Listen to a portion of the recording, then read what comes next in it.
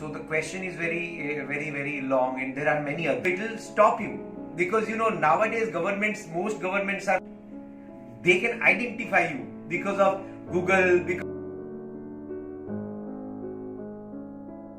So do you think that if we have something unique or something good to give society, or we want to create something good for people, then the government organization will not help us or even try to suppress us? And if you think so, then why do you think so? So the question is very long, and there are many other questions inside.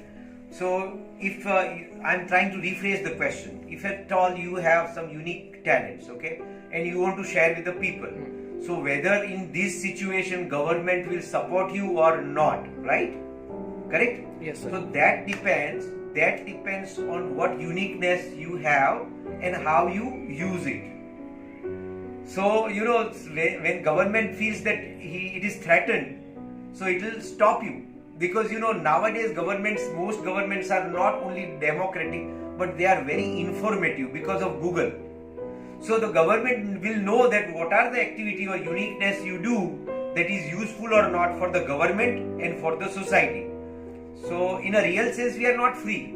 Like in America also, people say that one of my best friend is in America, and he says that you believe that America is not a democracy that it was before 50 years. Nowadays we are very into information technology.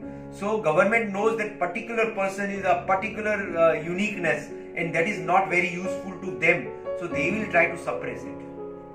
They can identify you because of Google, because of the YouTube, because of the technology. So you should be aware that what you do. Could you answer? Yes, sir. Yeah.